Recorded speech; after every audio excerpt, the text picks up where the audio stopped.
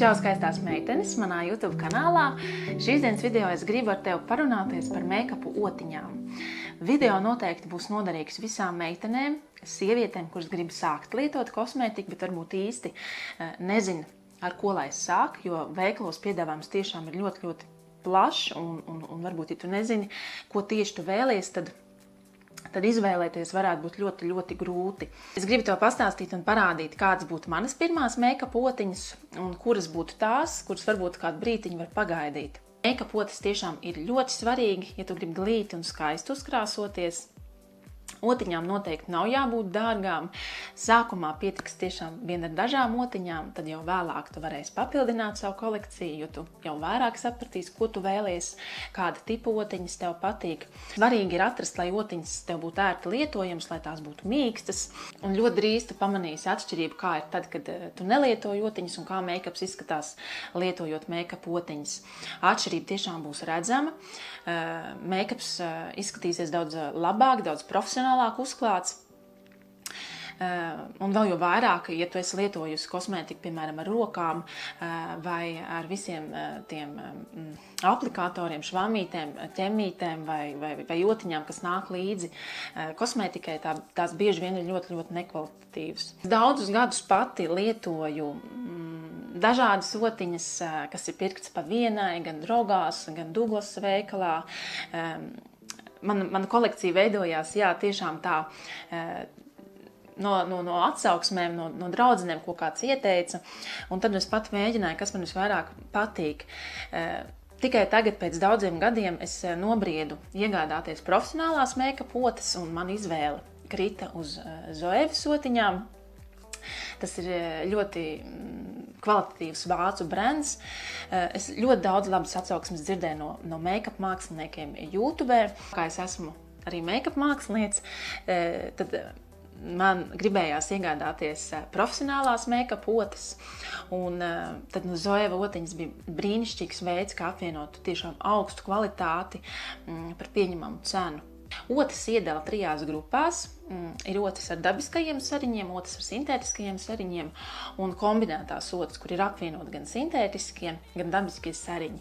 Otis ar dabiskajiem sariņiem parasti tiek veidotas no kāda dzīvnieka sariņiem. Daudzas profesionālās otis ir veidotas no dabiskajiem sariņiem. Tās bieži vien ir daudz dārgākas par sintētiskajām otiņām. Dabisko sariņu otis ļauj kosmētiku uzklāt tiešām tā vienmērīgāk, skaistāk, precīzāk, bet tā ir tāda nianse, ko varbūt sajūtīs tādu, riktīgi profesionāļi, jo, īstenībā es esmu ļoti labas otas lietojis arī, kas ir ar sintētiskajiem sariņiem, nav nekāda vaina. Ļoti svarīgs faktors par dabiskajām otiņām ir tāds, ka ar tām nedrīkst lietot šķidros produktus, tonālos krēmas, krēmveida acuēnas, krēmveida vaigu sātums. Tādā veidā otiņas tiek bojātas, tās var deformēties, tās ir grūtāk kopt. Dabisko sariņu otiņas ir paredzētas tikai pūderveida produktiem. Nākamā grupa ir sintētiskās otiņas. Ar tām mēs varam lietot gan pūderveida produktus, gan krēmveida produktus, šķidros produktus. Un kombinētās otiņas tās arī dara visiem produktiem. Pirmās otiņas, par ko es gribu parunāties, ir tonālā krēma uzklāšanas otiņas. No otiņām es varu jums parādīt 2 veidus. Ir plakana veida otiņa, šāda te tipa. No abām pusītēm plakana, ar to klāja tonālo krēmu tādām kā velkošām kustībām. Ja, pa sēņu mēs velkam, un viņa no abām pusītēm ir plakana. Otra otiņa ir tāda ar nošķeltu galiņu, biezāka. Ar to kustības būs tādas vairāk kā rotējošas pa sēņu. Arī tas ir tīri sajūta līmenī, kas tev vairāk labāk patīk. Tādēļ es iesaku sākumā varbūt neizvēlēties dārgas kosmētiskās otas, bet pameklēt no lētākām otiņām, kuras tad tev labāk patīk. Un otrs veids, kā skaisti uzklāt tonālo krēmu, kas ir šobrīd viens no maniem mīļākajiem veidiem, ir ar beauty blenderiem. Viens ir beauty blenderis, kas tā arī saucās beauty blenderis. Man ir abi veidi, tie ir vispopulārākie. Pirmais ir Real Technique sponge blenderīts, un otrs ir Beauty Blenders oriģinālais. Ieteiktu izvēlēties vienu no šo firmu blenderiem, jo varbūt tie, kas ir pakaļdarinājumi vai lētākās naudiņās, tie noteikti nesniegs to lielisko rezultātu, ko sniedz šie oriģināli. Pirmo es iegādājos Real Technique Beauty blenderi. Īpaši patīk šī te nošķeltā pusīte, ar to ērti ir piekļūt vietiņām, kas ir ādai zem acīm, šeit gar degunu, uz zoda. Ļoti, ļoti ērti un patīkam lietot. Otrs ir Beauty blenderis. Viņi ir dažādās krāsās, viņiem arī ir kaut kādas nianses, ar ko viņi atšķirās. Šim formiņa ir nedaudz savādāka. Ir šis spicumiņš un apakšā tāda kā arī oliņa. Ar spico galiņu mēs arī viegli piekļūstam ādiņai zem acīm, pie deguna, uz zoda. Un ar asnāko galu mēs klājam tonālo krēmu uz lielākiem ādas laukumiem. Ja man abi ir jāsalīdzina, tad principā es starp viņiem abiem varu likt vienādības zīmi. Man viņi abi ļoti patīk. Beauty blenders būs virs 20 eiro. Manuprāt, šobrīd es paskatījos internetā, viņš tā maksā.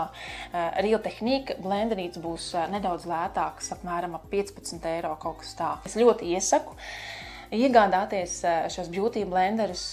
Tas ir ļoti, ļoti labs ieguldījums, jo tie aizstāja pat vairākas make-up otas. Ar beauty blenderi tu vari veiksmīgi uzklāt tonālo krēmu, tu vari piepūderēt, teiksim, konsileri zem acīm ar šo spicāko galiņu.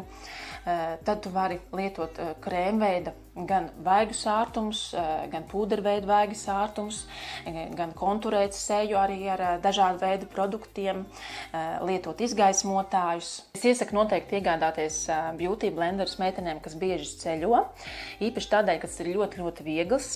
Kā mēs zinām, lidmašīnās bagāžās ir svarīgs katrs grams, jo tas aizstāja vairākas kosmētiskās otas, un produkts tiešām kalpo ilgi, ja tu to rūpīgi mazgās un kopsi pat vairākus mēnešus. Tiešām tie ir neaizstājami līdzekļi, uzklājot tonālo krēmu un daudzus citus produktus. Šim es tiešām lieku 10 balvas, un bez beauty blenderiem es vairs nespēju iedomāties tonālā krēma uzklāšanu. Nākamā lietiņa ir pūderotis. Viens veids, kā tu vari lietot pūderi, ir ar pūdera spilventiņu. Man ir šāds spilventiņš, tas ir no Make Up Forever. Ar pūdera spilventiņu mēs pūderīti tā kā iepresējam ādiņā, tādām presējošām kustībām.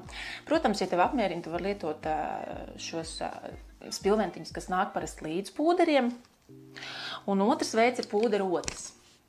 Pūderu otas arī dažādos izmēros. Es tev parādīšu divas. Viena ir šāda liela pūderu ota. Protams, tā nav pat lielākā, kādas es redzēju, ir vēl lielākas. Tā derēs, ja tu gribi nopūderēt visu seju, tad derēs lielāka pūderota.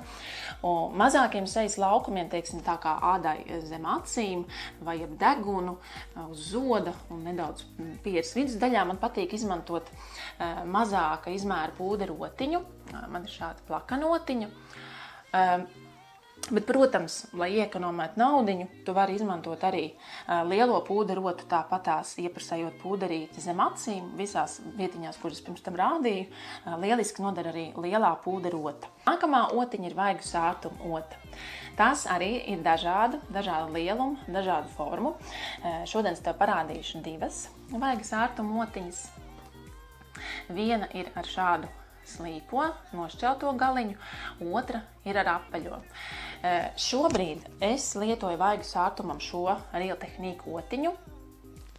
Man patīk, ka viņa ir apaļa, un viņai sariņa ir izkārtota tā, ka tā paņem diezgan maz produktu. Līdz ar to tu vari uzklāt vaigu sārtumiņu sākumā mazāk, un tad tā kā būvēt, cik intensīvi tu vēlies viņu uz sejas uzlikt. Otiņa ļoti kvalitatīva, ļoti mīksta, ar apaļu šo galiņu. Arī tad tev ir jāskatās, kuras tev labāk patīk. Vari izvēlēties šādu ar nošķeltu galiņu. Arī viegli būs uzlikt vaigu sārtumiņu. Šī šobrīd man ir vaigu sārtumam, bet šo slīpo Var lietot, protams, arī vajag sākumu, ja tu izvēlēsies. Man patīk slīpo otiņu vairāk lietot sejas ovālu konturēšanai. Tas ir nedaudz zemāk. Šeit mēs taisam tā kā kontūriņas, un šis slīpums ļoti labi ieguļās šajā dabiskajā iedobītē. Vēl ar šo otiņu man patīk lietot arī bronzeri. Bronzeri mēs lietojam tajās vietiņās, kur parasti dabīgi mums iedega sejas āda, un ar šo slīpo otiņu arī man patīk klāt bronzerīti. Tas ir matu līniju, un arī uz vaigiem, uz degunu, uz zodiņu. Tā kā šai otiņai man ir 2 pielietojumi, gan bronzerim, gan konturēšanai. Tā kā tev ir 2 varianti, tad tev ir atkal jātestē un jāmēģina, kas tev labāk patīk. Nākamā otiņa, par kuru es vēlos runāt, ir konsīlera otiņa. Visbiežāk konsīleriem izmanto šādu tipu otiņu, arī plakana ar sintētiskajiem sariņiem. Šī man ir no EcoTools, ļoti laba otiņa. Ar šādu tipu otiņu mēs ļoti ērti varam uzlikt konsīleru visās vietiņās, piekrūt gan uz deguna, gan uz deguna, gan zem actiņām, ap muti. Visur, kur konsīlerīts nepieciešams, ļoti ērti plakanā otiņa. Vēl ļoti labi konsīlera otiņa noder acu ēnu bāzes uzklāšanai. Nākamās otiņas būs acu ēnu otiņas. Acu ēnām tad, pamatā es iesaku izvēlēties liela izmēra otiņu, vidēju un mazu, un vēl vienu iztušai. Es izvēlētos šādu tipu otiņas, tas būtu tāds pamatiņš. Šī ir lielākā otiņa, plakana otiņa. Ar to mēs uzklājam parasti visgaišāko acu ēnu uz visa plakstiņa līdz pat uzecī. Tas tāds tā kā pamata ēnas uzklāšanas otiņa. Tad nākamā otiņa ir šāda plakana otiņa, bišķi mazāk par pirmo. Ar šādu otiņu mēs varam jau kombinēt toņus, vairāk likt tumšāku tonīti acis ārējā kaktiņā. Arī var jau nedaudz pludināt sēdinājumu vietiņā. Ļoti, ļoti noderīga otiņa. Mazākā otiņa ir tāda, tuvumā arī plakana, maziņa. Ar šādu otiņu mēs varam ļoti labi izpludināt zīmuli, gan uz augšējā plakstiņa, gan uz apakšējā. Ļoti laba otiņa, ja tu gribi likt tumšāko toni acis ārējā kaktiņā, pavisam mazā tādā kā kāsītī, ļoti ērti lietojama. Tad vēl otiņa noteikti svarīga būtu iztušai. Tā ir šāda tipa otiņa, apaļa. Ar to mēs varam labi izpludināt sēdinājumu vietu, šo locījumu vietu, lai nav asas robežas. Vēl noderīga otiņa ir šāda te veida muciņas tipa. Ar to arī mēs varam koncentrēti likt ēnas sēdinājumu vietā un arī iztušēt. Tad vairāk kustības ir tādas kā rotējošas. Redziet, šeit, piemēram, šī ir H&M otiņa. Šeit ir apvienotas otiņas. Vienā pusītē ir slīpā otiņa, ko es arī iesaku iegādāties. Ļoti laba otiņa, der vairākām vajadzībām. Tā kā droši var meklēt arī šādas apvienotās otiņas, noteikti labs veids, kā iekonomēt naudiņu. Slīpā otiņa, ko es parādīšu tuvāk, ir man Zoevas otiņa, ļoti laba otiņa. Iesaku iegādāties slīpo otiņu. Ar slīpo otiņu mēs varam ļoti skaisti uzvilkt ar kādu gēla produktu acu laineri. Slīpā otiņa noteikti nodara uzacu krāsošanā ar kādu pūderveidu produktu vai arī ar zīmuli. Mēs paņemam, piemēram, no zīmuļa ar otiņu produktu un varam krāsot uzacis. Slīpā otiņa noteikti nodara arī varbūt kaut kādās niansēs darbojoties ar acu ēnām vai uz apakšējā plakstiņa. Ļoti labi vēl nodara slīpā otiņa arī lūpu konturēšanā ar lūpu krāsu, teiksim, ja tu nevēlies vai varbūt nelieto lūpu kontūru zīmuļus, tad paņemot ar slīpo otiņu lūpu krāsu, tu ļoti skaisti var apvilkt kontūru ap lūpām. Tā kā slīpā otiņa, tas ir ļoti svarīgi. Vēl viena laba otiņa ir šāda te izpludināšanas otiņa. Šai otiņai galā ir tāda kā švammīte. Ar to arī ļoti labi var izpludināt, teiksim, melnu vai kādas krāsas. Uz zīmuli, gan uz augšējā, gan apakšējā plakstiņa vai arī acu ēnas. Protams, derēs arī šie vatas kociņi, ar kuriem arī ļoti veiksmīgi var izpludināt jebkuru acu zīmuli. Nākamā otiņa ir lūpu otiņa. Tā noteikti noderēs, ja tu gribi lietot izmantot tumšākas krāsas, lūpu krāsu, noteikti palīdzēs precīzi izveidot gan kontūru, gan uzkrāsot lūpas. Man pašai šobrīd ir Oriflame otiņa, ļoti laba otiņa. Otrā pusītē ir concealer otiņa. Atkal brīnišķīgs veids, kā ir apvienotas otiņas, iekonomējot naudiņu. Kā, ja jums ir iespēja no Oriflame, varat droši pasūtīt. Otiņa ir ļoti laba. Nākamās birstītes būs uz acu ķemmēšanai. Man patīk izmantot šādas diva veida birstītes. Šī pirmā ir no Oriflame firmas. Man patīk izmantot šo mīkstāko pusīti, izķemmējot savus uzacis pirms krāsošanas. Šo pusīti, kas ir tā kā ķemmītes, neizmantoju, jo es īsti neredzu tai pielietojumu, jo parasti tā, teiksim, uzkrāsots skropsts parasti vairāk tiek vēl salipināts, kas man īsti nepatīk. Bet šī mīkstākā pusīte ir ļoti laba tieši pirms uzacis krāsošanas un krāsošanas procesā, izķemmējot uzacis. Šāda tipa ķemmīte arī man ļoti patīk. Šo es saglabāju no sava iepriekšējā skropstu un uzacis balzāma. Tad, kad produkts beidzās, es paņēmu un izmazgāju vienkārši birstīti un es ieguvu brīnišķīgu rīku, neiztērējot lieku naudu. Nākamās otiņas būs izgaismotāja uzklāšanai. Man pašai personīgi ir diva veida otiņas, ar kurām man patīk uzklāt izgaismotāju. Šāda vēdekļa tipa otiņa un šāda slīpā otiņa. Šī ir no Avon, šī ir no Zoevas. Vēdekļa tipa otiņa ļoti labi.